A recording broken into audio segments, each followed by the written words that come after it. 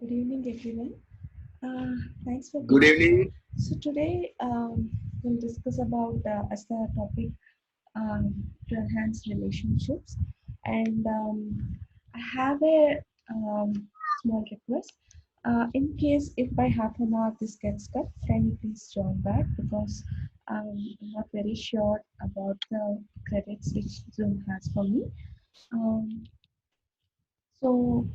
Something about me. My name is Teju, and I run this organization called EdSmiles, which is into enhancing well-being of teens, students, and adults. So far through my work, we've raised more than close to 5 lakh individuals across the globe. Um, and Our mission is to move towards 5 crore Indians, which will be in the next couple of years. And I've been a TEDx speaker on the same concept. I've been awarded the 51 most um, fabulous happiness leaders in the world. Multiple such recognitions for the work we have done so far. So today, I would want this discussion to be very informal because most of my sessions will be very, very casual and very, very simple. So, and this is a non-judgmental space. So, in case whatever happens here, we would want it to be here. And I know since we are posting the recordings, in case if there are any concerns which is very private to you, feel free to write to me personally, and we can discuss in case if there is little more explanation required at any point of time. So let's take it. So, I'm sure you have heard multiple sessions at your workplaces and stuff like that. But this is I wanted to be a little different because I wanted to talk about things that's happening in our family, not in the workplace, not in school or college, but what's happening at for family. So I would request you to look all this content from the context of your spouse, your kids, or your immediate family members, including those with whom you have difficult relationships. So, because that's what we want to aspire, right? To have a better relation, better connection, and harmonious relations at home. And because of the lockdown and being continuously at home, there's a lot of conflicts that's happening between families, and that's impacting personal lives along with the relation between spouse, but also it's impacting the moods of the family. That's one of the reasons I thought let's take this session. And please excuse me for my slides. I just got little time, so I just put together some things which can be looking meaningful for you guys. But I will compensate it with my explanation. So when we look at you, let's find why do we have conflicts. That's to start with, right? Why do we have conflicts with people? You know, stress, double burden. That's all fine, but let's see what is fundamentally why are we having conflicts? Why are we having this kind of agitation in relationships? So we all as humans have emotional needs, which are like the need for acceptance, need for appreciation, need for attention, need for encouragement, respect, security, feeling safe, feeling supported, having approval and affection. These are the top 10 needs most of the humans have. There are also multiple other needs, but usually, if you look at a greater population, these are the needs which every human wants to aspire. If the needs are met, they're very happy. If the needs are not met, they feel insecure, they feel unsafe, they feel not happy in that spaces. So again, as I said, if the need is not met, what happens? I just wanted to give a little more explanation on that. So when we have unmet needs, that that transforms into neglect, abuse, rejection, being critical about people, and then faulty thinking. Sometimes we think like, what's it's wrong with me? Maybe I'm defective, or maybe I don't matter. I'm not lovable, or I'll try harder to compensate it. So I'll try to do. I mean, approval seeking and trying to please everybody. These are the kind of behaviors we exhibit due to this when we have unmet needs. And then all these things, when we do it at one level, one time, it's fine. But when you're repeatedly doing this, even though I'm not feeling good, when my needs are not met, and I'm trying to help my family members, my spouse, and other people needs getting met, I somehow, over a period of time, built these negative feelings about unworthiness, and I'm feeling anxious. I'm having fear of rejection, or fear. I'm feeling fear of people not being happy with me. They are hurt with because of me. They are bitter due to me, and I try to. End of the day, I'm not very happy in that particular relation. But every day is a new day, so I try to pull up because of family obligations, because of we have to be in circle, and now because of the pandemic, we are forced to live in the house, so there's no room for going out and expressing with friends and coming out. So on work and home, and looking after kids, the negative feelings are getting piled up.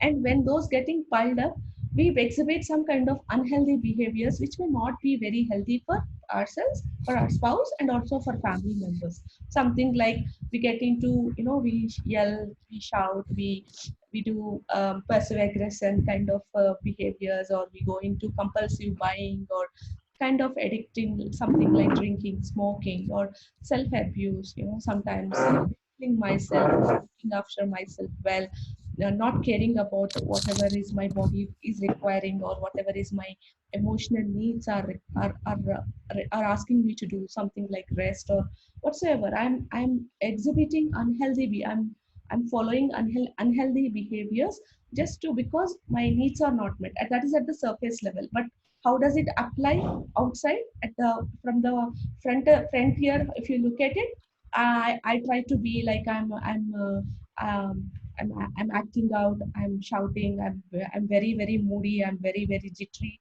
or I'm giving silent treatment, I'm just going into my room and shutting out all the world. All these are the things. But my end of the day, anything after this, we just go compromise as if nothing has happened with few families, and sometimes we try to apologize. But end of the day, we are not looking at the needs. So that is the trigger. So if we don't get the root of the problem, these things keep occurring again and again. That's the reason I wanted to touch base upon the primary concept on why these things happen already. And end result of all these things looks like for outside or to yourself also, that there's dysfunctionality in the family. There's a poor identity. Who am I is always submerged, because sometimes we tend to go with our spouses or the authoritarian styles, or there is a lot of personality disturbances, and then we have problems in co-living. So it all results in this. So the primary reason is our unmet needs. I wanted to focus on those, the unmet need concept at the beginning of the session. Please feel free to ask me whenever there's a concept. So how does it look? How does this feelings of unmet need, how do we act upon is, for few people, these are the three common most behaviors most of us exhibit when our needs are not met. And how do we behave? Okay, sometimes we behave very badly because we determine that our needs are not getting at all met, so we just do it like a tantrum. It can happen with us. You can see the same behavior in your teens also. So I because of I need attention, I try to do something. The second thing is pretending that I don't have any needs. Okay, I don't want to cooperate. I can do by myself. I can do everything by myself. I don't express it to anybody because I feel like anyways they don't do. I can take care of myself. And other thing is, other thing that we do is believe that something is wrong with me, because why am I only at the person who is needing all this? So I must stop being this side of person. I should be better person. So in that betterness, there is no yardstick for being better. So there's always something. I have something defective. I have some problem. Not problem is not like some big problem, but some small insufficiency, inadequacy, in some feelings of inferiority, saying that I'm not okay. Something is not okay with me. The other person is all right. So these are the three unhelpful ways we try to behave when our needs are not met. And when the and for the sake of simplicity, I got this concept of emotional cup. Imagine that when we are people who are loved, when we are surrounded with lot of love, affection, our needs are met. Needs are, as I said, needs for affection, approval, support, encouragement, care, security. These things, what I mentioned in the first page, first session, first presentation PPT. So first slide of the PPT. So when our needs are met, what happens is we feel more happier, as I said. So when my needs are met, when I'm more happier, when I'm more content, then my emotional cup is full with positive emotions, which is content, confident, I'm secure, I'm valued, I'm respected, I'm happy in that relation. And when my needs are not met, I'm feeling stressed, I'm hurt, I'm anxious, I'm angry, I'm guilty. And because of that, I tend to become depressed, I tend to get ill, because we human mind is really very very different. It is very very magical, because it requires love. Sometimes it says that I want to fall sick so that at least then I can be loved. There are multiple cases who come, whom we have seen in the earlier, the past experience, that they are fine, okay, everything is good, but just because they just need love from their loved ones, they fall sick without their knowledge. I'm not saying it's consciously. This is all subconscious mind, right? So everything becomes so auto tuning that we get ill without our knowledge, or said we get addicted to wrong things because we can't handle that stress, or we get into trouble with the law, or we feel sad, lost, or we look for something else. If it's not met here, I try to meet it elsewhere. That kind of stuff. So when every day you can just check, where is my emotional cup? Is it full or is it low? And what can I do about it? That is what we wanted to discuss. Because when my cup is full, I'm feeling very happy. Okay. And when my cup is not full, what happens is I have my unmet needs are increasing. So it starts with resentment, then hurt, then slowly, if it is continuing like this only, it gets into anger, bitterness. Slowly, it gets into guilt and retaliation, in a very more. And slowly, it moves to stress and anxiety. Okay. And because of, as it is increasing, what happens is I have loss of joy, affinity, harmony, affection, connection. Everything is fine, but that there is that connection that's missing. So we feel that is what is happening in our life, and the side effects of it could be we have loss of energy, we have lack of concentration, be it at personal life, be it at work. We have sleep disturbances, we have appetite disturbances. All these are um, the side effects of our emotional cup not being filled with love and harmony. And also sometimes we get into escapism modes, right, like window shopping, or shopping in fact, or getting into work, too much workaholism, so that I neglect all my family and I concentrate only at work, or I get into drugs, infidelity, pornography, etc., which are not healthy ways of coping. Nothing wrong if it is done. I mean, looking porn is fine, but if it is done in moderation, right? In case if even when you take alcohol, anything with moderation is, though it's not very healthy, but it's fine. But some things like drugs, infidelity have lasting effects on our relationships, on our health. So when it is better if we could see some techniques and tools, so that we could see how we could make our emotional cup full in with respect to each person in our family. And that's what I would want to do it in the next slide on what are the few principles that we can help ourselves to strengthen our relationship. Here I want you to focus on one thing. This cup is common for every human. If he's a human, he has an emotional cup that varies of difference of needs. Okay, one person, for a person, acceptance could be very high need. If I say what are your top three needs, in the people who are right now present in this session, each of you can say my need is appreciation, acceptance, and encouragement. For another person it could be affection, approval, and respect. So when you are not feeling accepted, for a person whose need is, say for example, approval, so she has a need for approval, so somebody has to say good job. If nobody says anything about the work she has done, she feels bad, or he feels bad. He feels that emotional cup is getting drained. Similarly, someone, it is respect. Their need is respect. So every time in every action they have to be respected. So in case if they see either their kid or their family member or their spouse not giving them the due respect, their emotional cup is getting drained.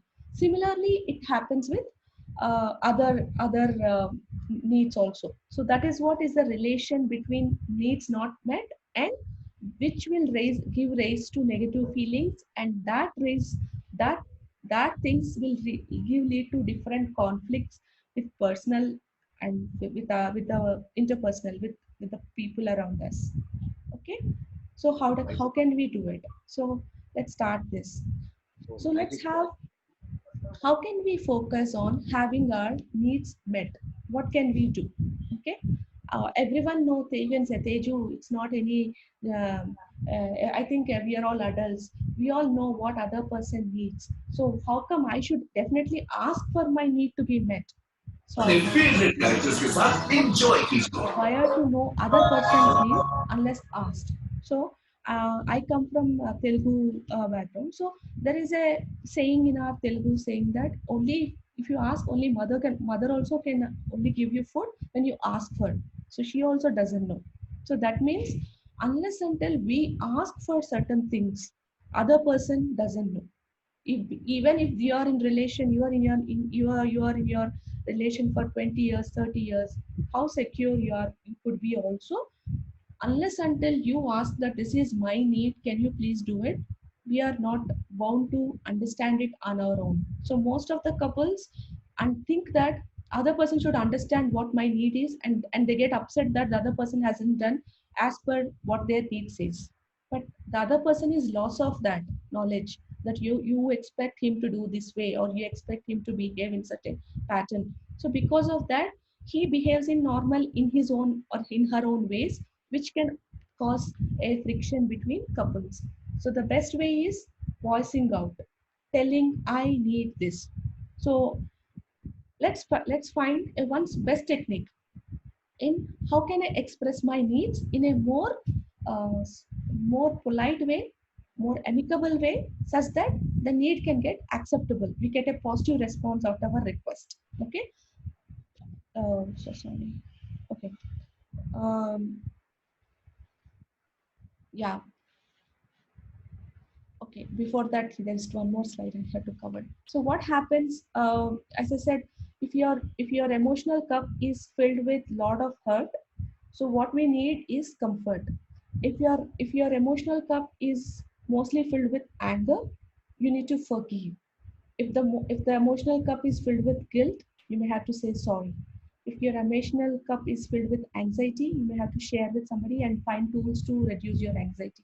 And if you are filled with stress, you need to talk to someone. If it is becoming too much that you are not able to handle it, you may want to also talk to someone, so that it comes out of your voice, and you both can arrive at a win-win situation instead of taking some any drastic steps. So what happens when you try to meet your needs is, when your relationship needs are met, it moves from pain to positive side. So something like when your needs are met, you think positive about that person. When you think positive about that person, you have positive feeling about that person. When you feel positive, you exhibit healthy behaviors towards that person. When you are healthy, you are having better relation with that person.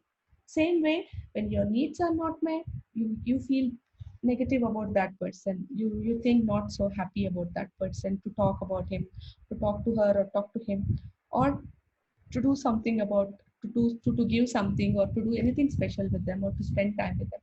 And then when you're not thinking healthy, you feel not so good about spending time with that, and then it leads into unproductive behavior. Unproductive behaviors will always again lead to painful outcomes. So the first thing is, as I said, we need to know how to express our needs. We need to tell to people that I need this at this moment, can you please do this for me? So that request has to be put forth. Okay. And what happens when the request has been put forth, also the other person is not okay to change your behavior, or when the person is not okay to um, uh, let's give it the way you have asked for. Let's discuss about that point in the later slides, but at this point I want to focus on one thing. Whatever is it, you have to voice out your concerns. How do you voice out? That's the second point I want to focus. First thing is, we need to voice out. Second, how do we voice out? Is there any framework that can help us voice out in a more meaningful way? Which is the next slide, which is I statements. This is the best way of communicating when you have to express your needs with your spouses, with your people in your life, or at work. Doesn't matter.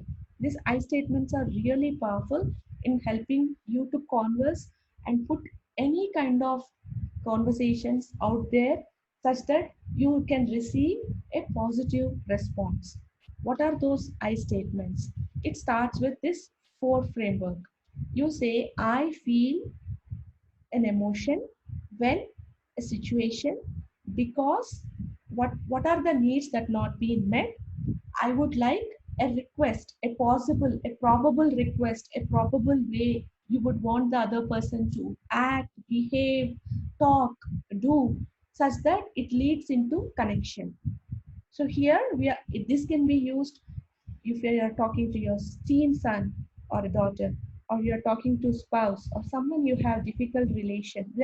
We'll practice in the coming session on what are the different ways you could converse, but let's just get the concept right. So I, for example, here I put, I feel hurt when you ignore me, because it seems to me, I'm not blaming the other person, I'm not belittling the other person, I'm not criticizing the other person, i'm not I'm not making the other person feel insufficient.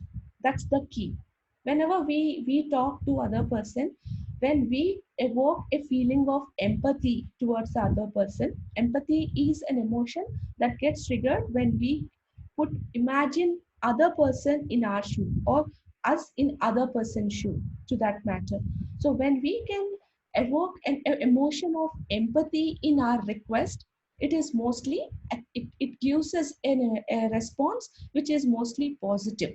Okay, again, I'm again telling, if the request is, what happens when the person again says no for your request, I'll talk about it a little later, but right now let's focus on the framework.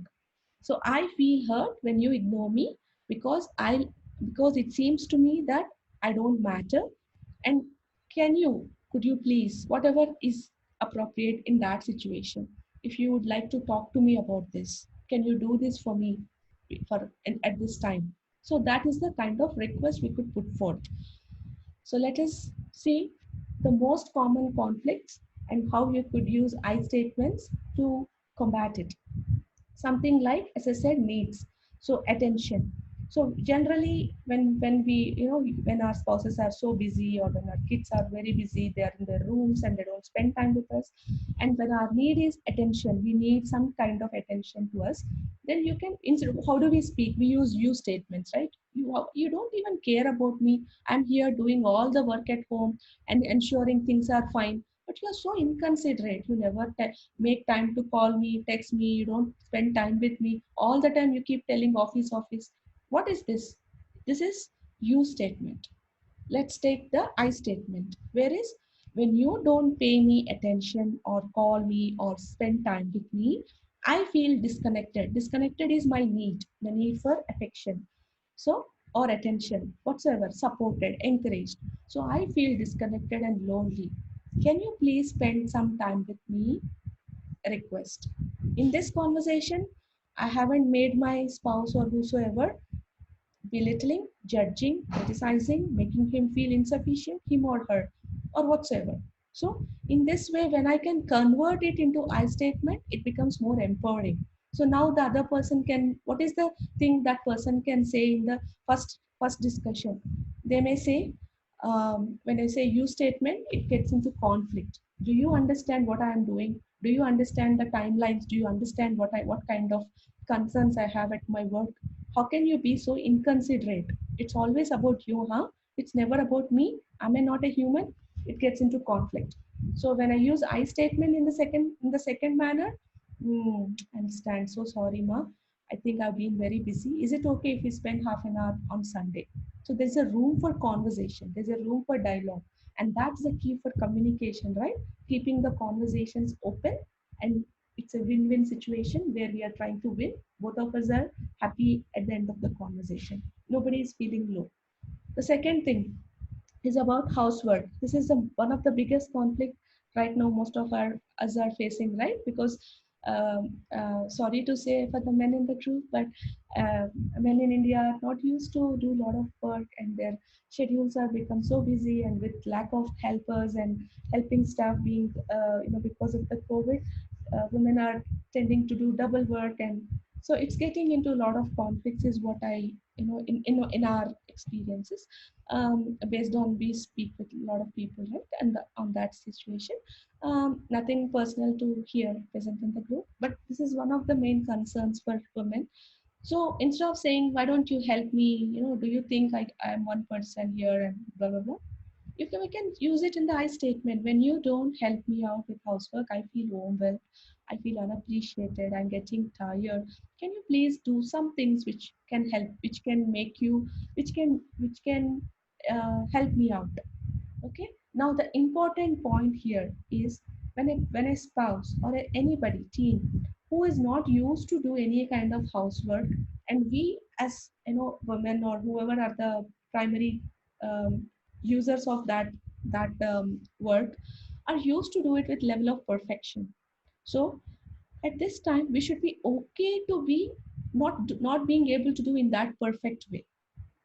Okay, so the best way is we give them instruction. Can you do this in this particular way, using again I statements. If you think they will mess around, again use I statements for it, saying, can you please put these things after you chop vegetables into the garbage can, so that I don't have to again work, because already I get tired, I have a meeting. Something which can help you turn it into you but not the other person. So when we say, I don't even want to enter into kitchen because half the time you mess around too much. So again, they'll run away. Instead of that, can you, if your teen son is there and he's wanting to do sandwich, can you please have to do that clean up so that I feel energetic to do the next chore. Something on those lines instead of blaming them, criticizing them, judging them, or belittling them. All right. The next is at work. Same thing can be done at work also. You care more about work than your family. Why don't you spend some time with us? Instead of that, when we don't spend a lot of time together as family, I feel disheartened and unfulfilled. Can you please, can we all spend time playing board games or whatsoever? Some common themes. I statement again. Again, one of the reasons conflict comes is due to money, right? So when you spend more money and someone, carelessly, either of the student, of the teen kid or family member, financial budgeting is one of the areas of high conflict. So I put there also. When you spend money on extra items, it makes me feel nervous and stressed because of the budget things. Can you please cut short on the unnecessary spend for this month or the next months coming forward? It has to be converted into I statement. Again, usage of cell phone. When you keep your phone out at dinner, I feel unappreciated and unimportant. Can we have friendly conversations at dinner table?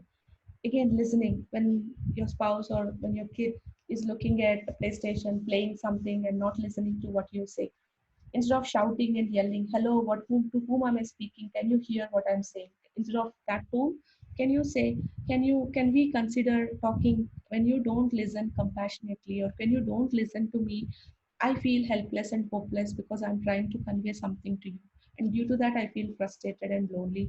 Can you please give me a active listening? Can you please listen to what I'm saying for 2 minutes? Instead of belittling, we are converting into empathy. The next thing is even about having sexual relations. Physical intimacy is one of the important foundation for marriage, right? A solid marriage. So even there, you never seem to want to have sex anymore. You don't find me attractive. What is this? Instead of that, when you don't initiate physical intimacy with me, I feel unwanted and undesired. Can we do that more often? It makes me, it's up to pointing to me, but not to the other person. So these are all the ways we can use I statements to different scenarios. Okay, let's do a small quiz. Okay, which of these are which of these are I state, which of these is wrong? One is wrong in these two. Can somebody tell me which is wrong?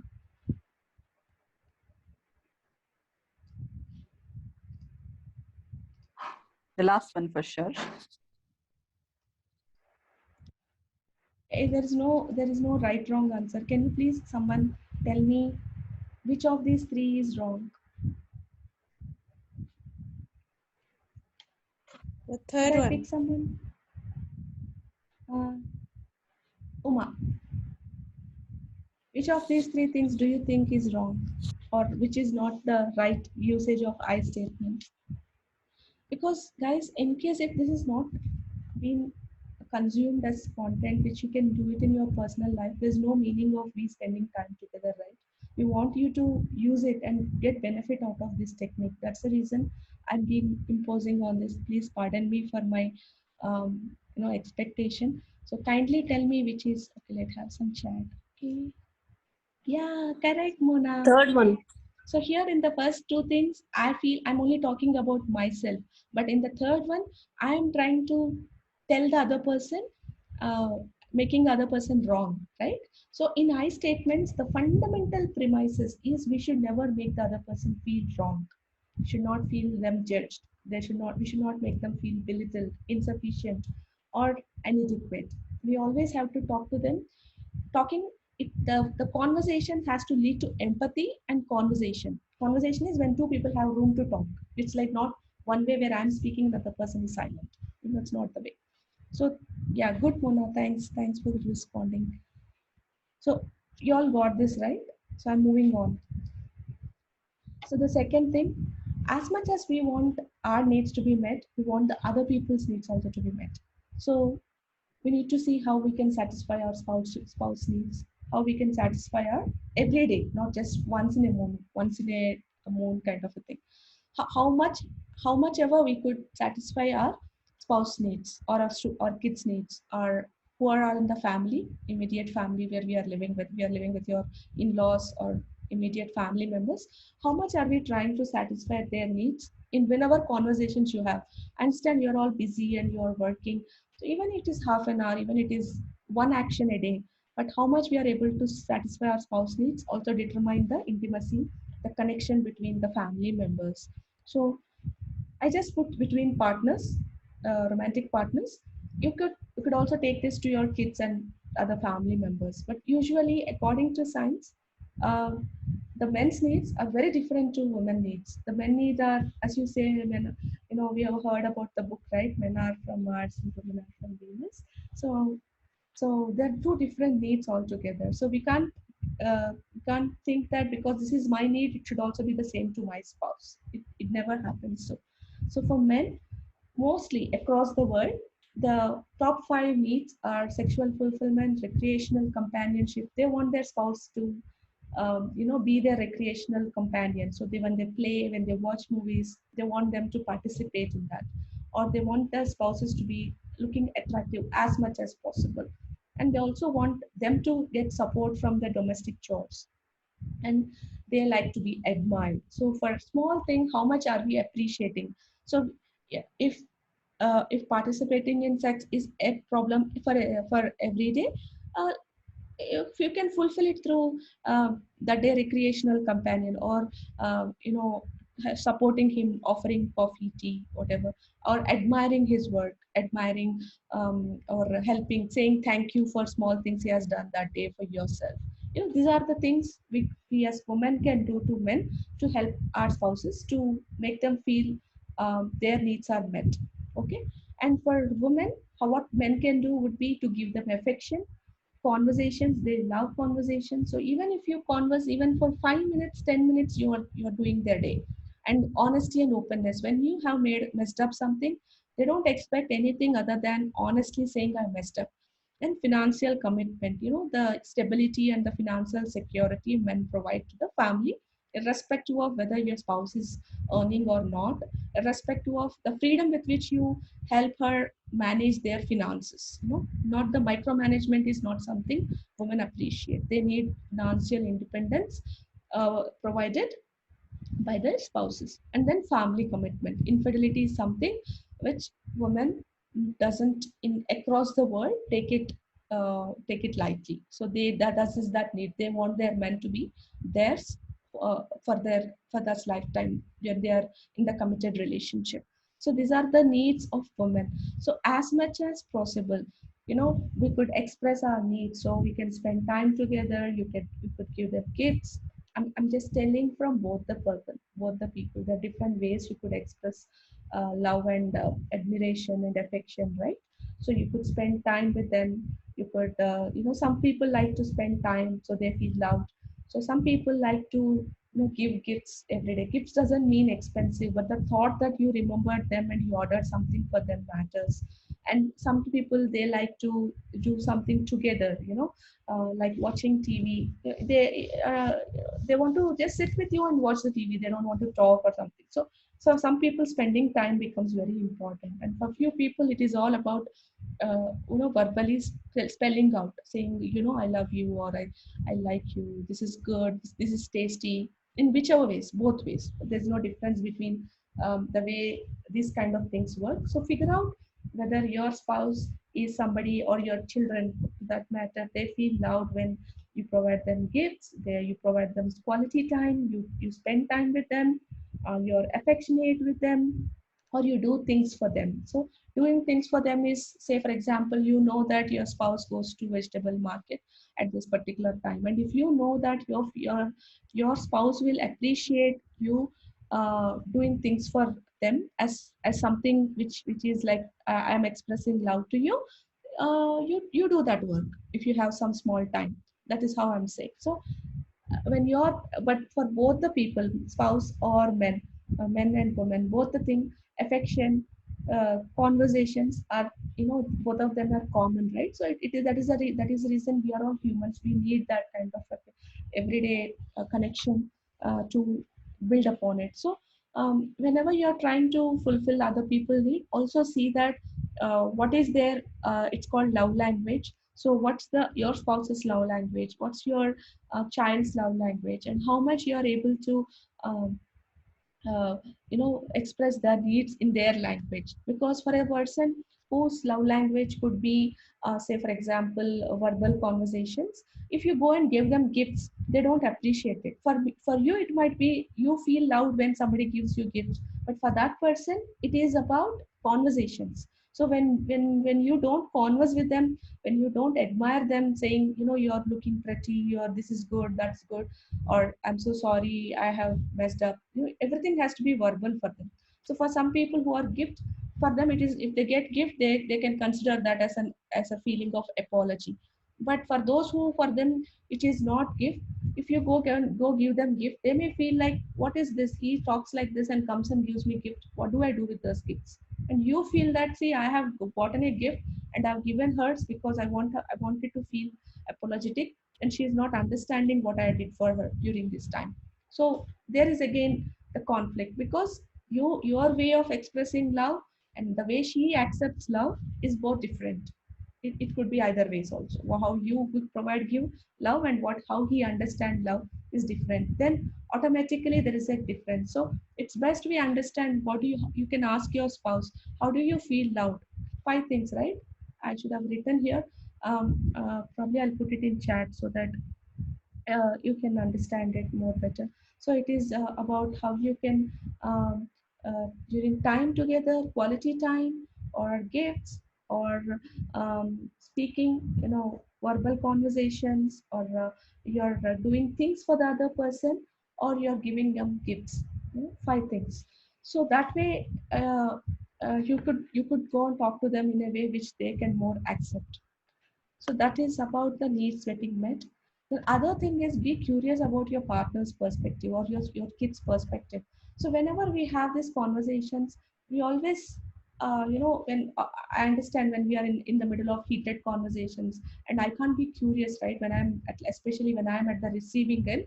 But during that time, though we may not want to take those words very seriously, having the perspective of, okay, see, my child, usually one of the areas of conflict is parenting, right? You want one way and other person want other way. So you could be curious, oh, how the same problem my spouse is looking at, and how I am looking at, and is there a way we can come together as a commonality, especially like when this area we can discuss, looks like, when it comes to our kids, these areas are your forte, so you take the autonomous decision, I will support you. And these areas looks like it's my forte, let's take that. So the differences can be solved, so I take these and you take these. Say similarly, when we are curious to other person's perspective, a new opening comes up. Instead of we in our own head, look how he's telling or how she's taking, and getting into too much on, worked up upon these conflictual conversations, We could look at bringing curiosity to the conversations to understand each other in a more different way. The next is equal power. So this is one of the, gender equality, that is a different, it also comes here, but I'm not talking about that equality, but I'm talking about a place where, where we are having respect in. These are all the, wheel of equality between relationships. You can take this between your teens also, because teens are almost like adults. They want autonomy, they want you to recognize and have conversations like adults, because they already are mature, right? They know what to speak. They know what they have already observed your life from the time they're born to till they were 11 or 12. Now they want to take independency. They want to take those independent decisions. So they want them to be treated as equal to you, not like I tell you to kind of a thing. So during those times, we could bring forth these kind of principles where we are giving them respect, which is listening non-judgmentally. Instead of saying, non-judgmentally is we are not having those judgmental thoughts of being critical with that person, being belittling that person, or showing them authoritarian style towards parenting, or emotionally I'm understanding, I'm valuing others opinions, and respecting what other person's contributions are to my life.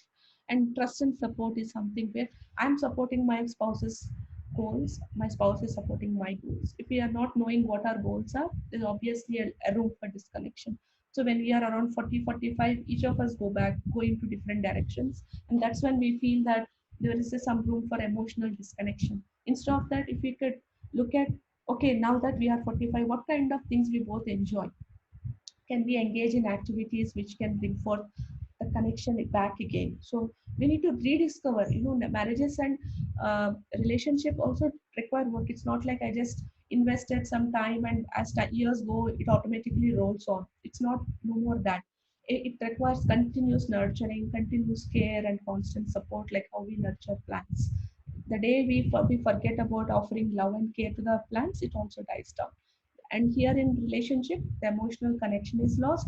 I'm just living in the same house, but I'm living my life, my spouse is living my life, my other two kids are living their own life. So there is no harmony in the relation. So this dysfunctionality is where it leads into divorces or more into other kind of thing. And it also impacts our teens, because they see our us, and then they think that marriages is not something I would appreciate and get into. They become commitment phobics, and when they want to marry, so that is a different stage.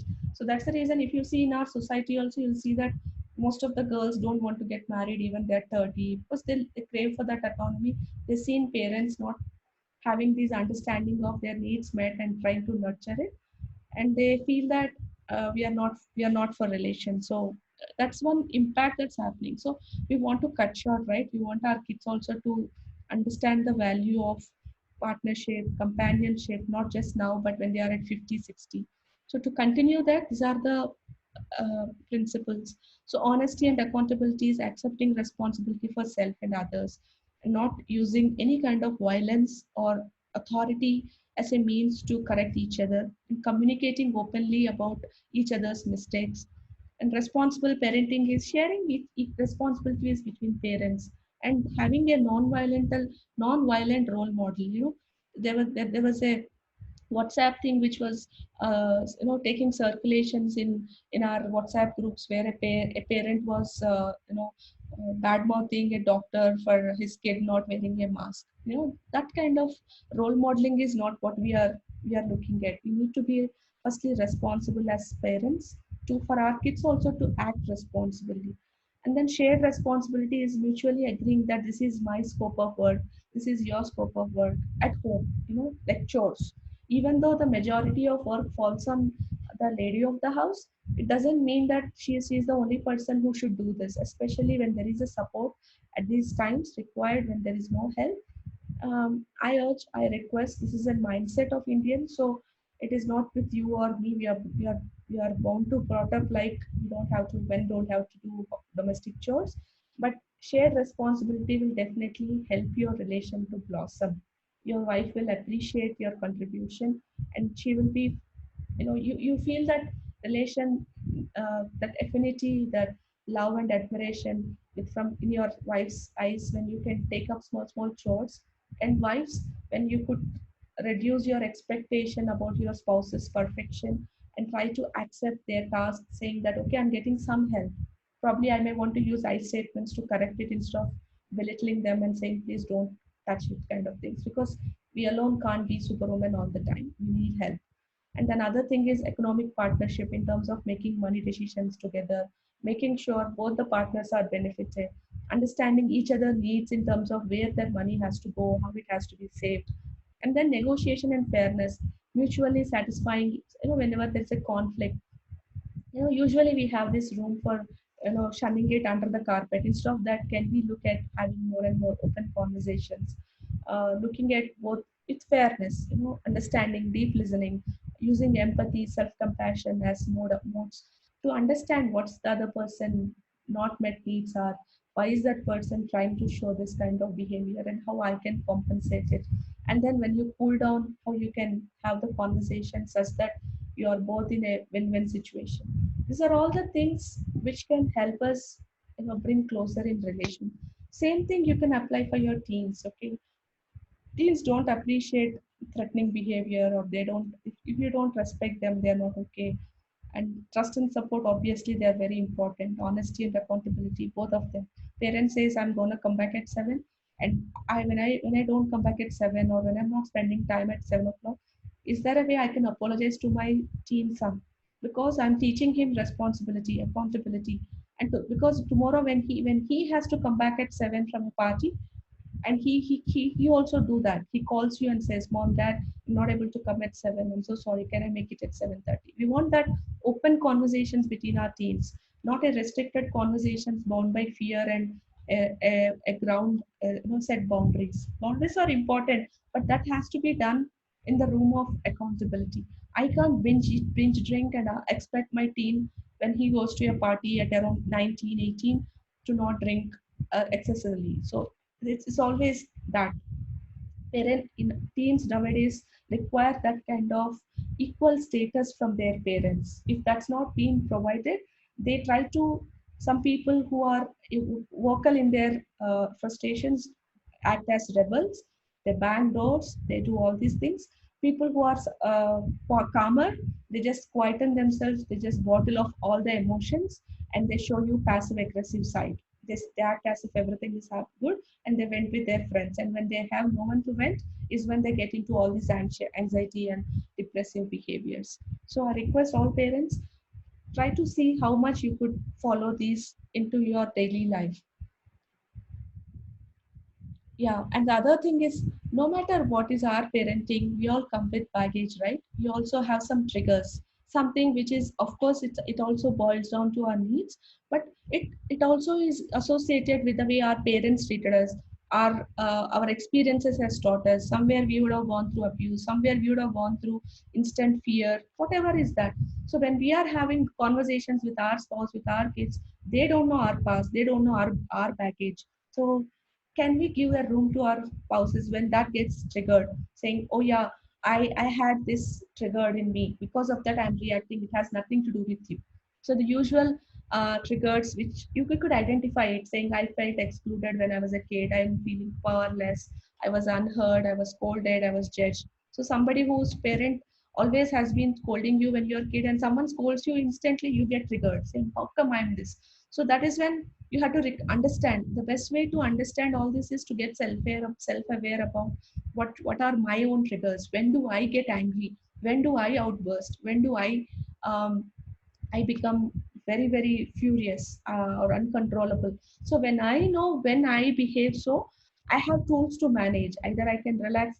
I'm sure yesterday most of you would have seen the video of yesterday's session on teens. That's why I'm not discussing on self-soothing relaxation techniques mostly, but I just try to just have uh, a small summary, so that if somebody have not seen yesterday's session, it's a small recap for at least for one section. So whenever you know these triggers, instead of you behaving very, very unreasonably, we can keep our spouses or people saying, this is nothing to do, this is with my past baggage, I want to handle it. And either use any of these, practice relaxation techniques where you relax yourself. you become aware of your triggers, or you anticipate, okay, when that happens, I'm gonna really lose out. So let me bring on some tools in my kitty so I can use them whenever I get that trigger.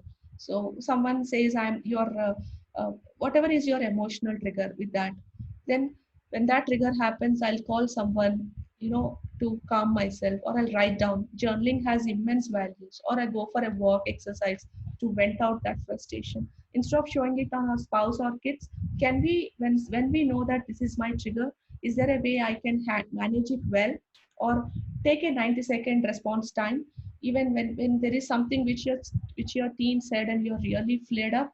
Can we take that 90 seconds, saying, have an open conversation, saying, look, like this conversation, um, I feel upset because of this conversation. I want to calm down first and then I want to talk to you back. Because of this, the teens also will understand that when they are frustrated, they are angry, they should not speak back. They have to calm down first and then they have to speak. So when we do that, they also learn from us. No matter what, however, how much ever they conditioned happened during the early years. So these are all the things when I can be open with my son, saying, using I statement, when I do this, I get here, I triggered, I feel angry and I'm upset about it. So let me be calm and I'll come back to you when I'm in a place to converse. So they also do the same thing. So that is the way, it is important that I understand my emotional triggers and see how I can manage it well. And then the other thing we could do is doing rituals together. So most of the people say that my teens are in a room, they're shell, they don't talk, they don't converse. So even we are busy, you have your own spouse needs are different, they are in a different world, you're in a different world, each of the people in the family are in a different world. There is a room for connection. So why don't we all do some rituals, like weekly having dinner together, everyday dinner together, or everyday expressing gratitude about things that has happened today. Three things I'm good, so everybody in the family can say, we are expressing gratitude for these three things during your dinner time. Or you all can get into gardening, playing board games or chess or whatever is interest. We need to discover ourselves, what our spouse likes, what our children likes, and can we find some common rituals we could do, so that there is fun, there is affinity when we do together some things. It could be causes, it could be games, it could be sports, it could be, self care, massage, or yeah, doing prayers together, praying religious activities, whatsoever it is, whatever is applicable for your family. Pick up some rituals and try to do it at least weekly once, so that at least weekly once all of you are getting together, spending some good 2 3 hours of time, if possible. Half an hour a day, spend minimally half an hour with everybody in the family. And the end of the day, your mind should be like, that emotional cup should be filled with positive feelings. At least ensure that happens.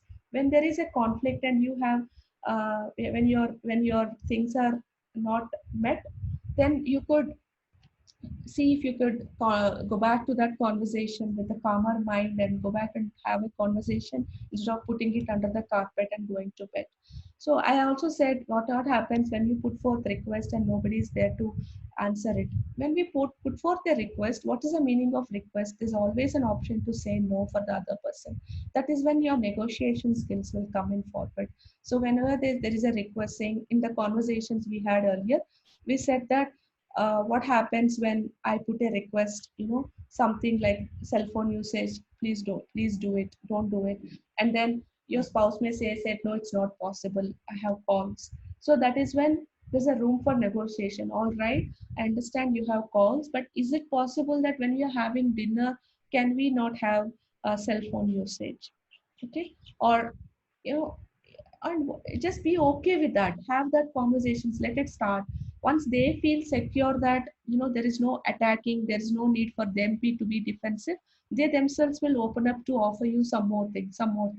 And that way, whatever is started with 0, it gets to 1 to 10, so to your expectations at a later point of time. And other thing is, just because I am putting a request, that doesn't mean that I can put forth any request.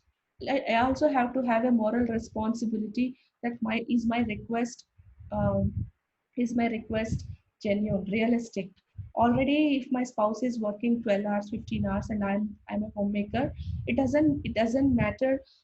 It isn't work or saying that now I want to at 12 o'clock, 1 o'clock, I want to eat kaju ka pakoda. So there's some request. I'm just making up, not that any of you are doing it, but make the request more realistic, more doable, making it into shorter chunks such that they are able to do it. And then start with slow expectation, small expect. When it is zero, make it a small expectation.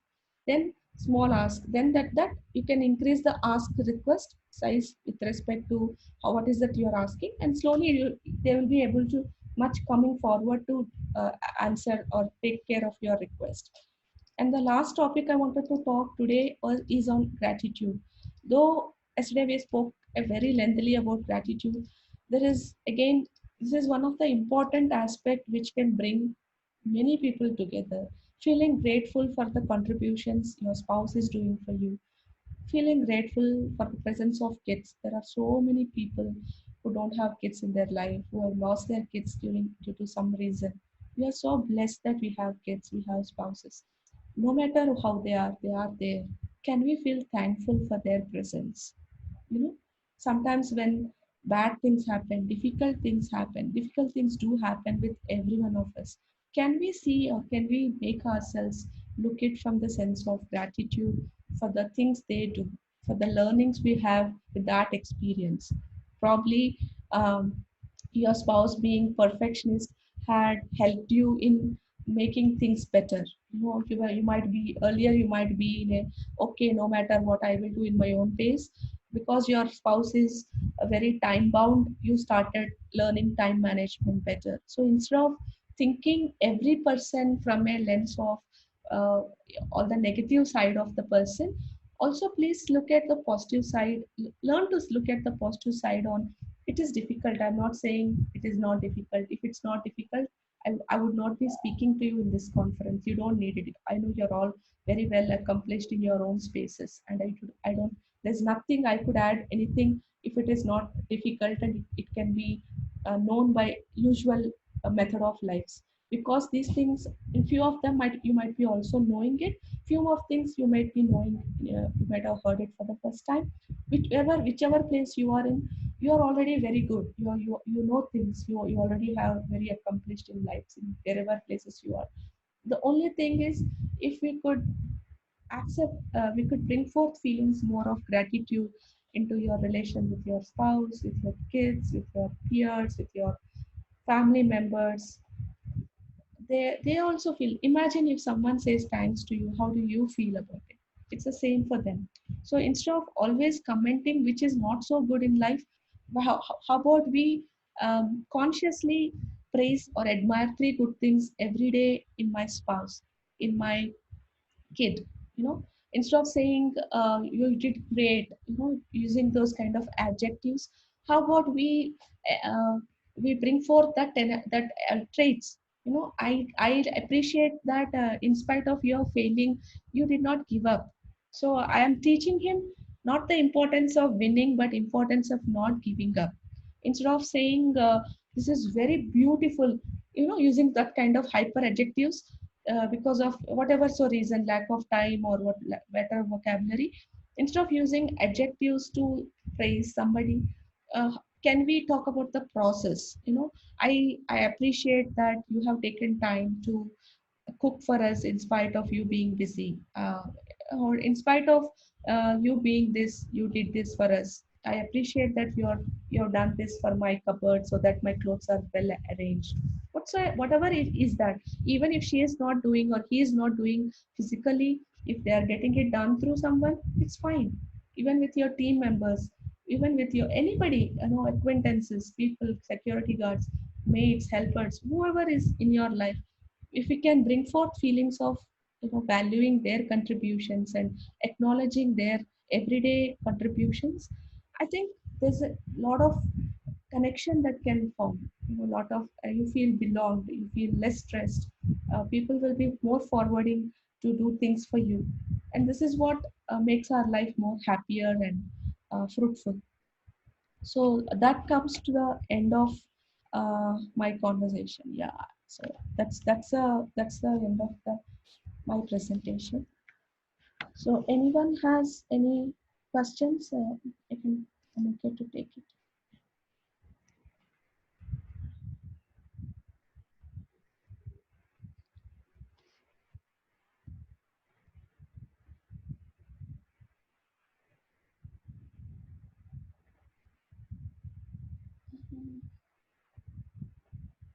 Any questions?